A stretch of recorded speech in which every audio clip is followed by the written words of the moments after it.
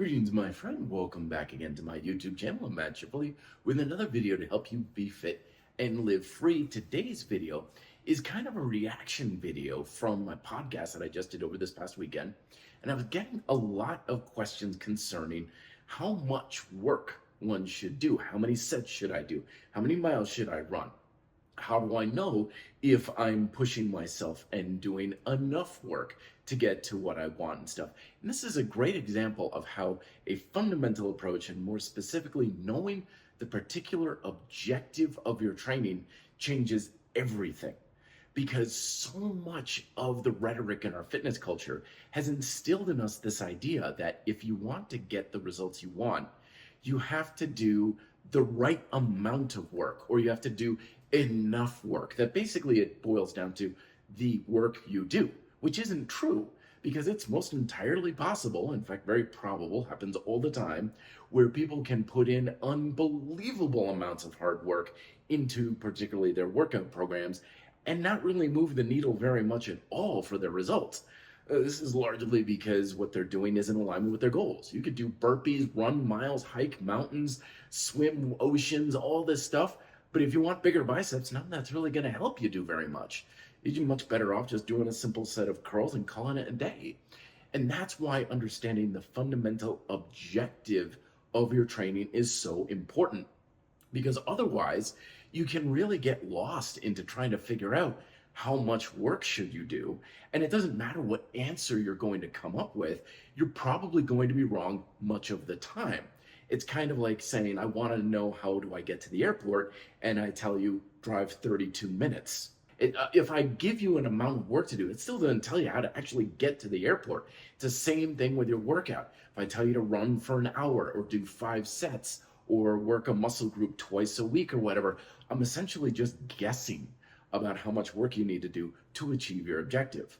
But when you understand what those objectives are, then what you do is you do as much work as necessary to do it. Sometimes it's going to take more work, sometimes it's going to take less, and you can utilize the amount of work you can do in your given circumstances. So if you don't have a lot of time, don't worry about it. Use whatever time you have.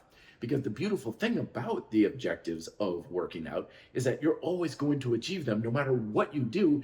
It's just a question of to what degree. And to really emphasize, there's only 3 fundamental objectives. The first of which is energy expenditure, burning calories, burning fat, or just blowing off stress. And that's the least specific objective, because you literally just do anything, and the more you do, the more you burn. It's that simple. The second is, of course, neuromuscular conditioning. This is our classic strength training. And so if you want to focus on building strength, focus and concentrate on creating more tension in the muscle. If you want endurance, then doing whatever you're doing for a greater period of time. And if you're going for hypertrophy, it's a combination of the two, or effectively challenging your muscular work capacity. So that's a little bit more specific, because you need strength specific type exercises. But literally just do whatever you want, as much as you want, whenever you want, however you want. It really isn't all that important. And if it does matter, it's going to matter for your circumstances. Like, what if I did 100 push-ups every day? Yeah, sure, fine, go for it. But if at the end of your week, you're noticing, oh, my elbows are sore and I'm getting a little tired and I'm having trouble now pushing my muscular work capacity, well, then there you go, do less.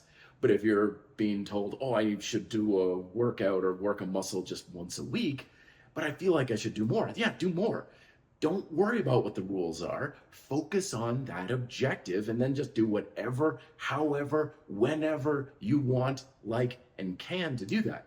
And then the third objective is just proficiency, doing better at the thing. And this can be literally anything from standing on one leg without wobbling all over, working on a golf swing, keeping your back straight while doing kettlebell swings, whatever. And that's very specific, of course, and it helps to know exactly what you're trying to improve upon.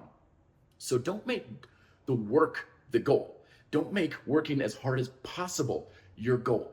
Don't make how long you're working the goal. Because yes, of course it takes hard work, but that's just the byproduct. That's just the cost of the training to either burn more energy, work on your neuromuscular conditioning, or improving your proficiency.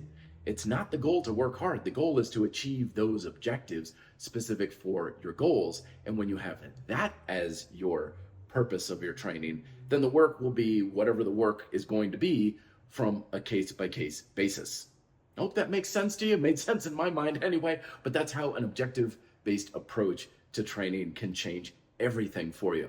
Love to hear your thoughts down below. Thank you so much for watching. Be fit and live free.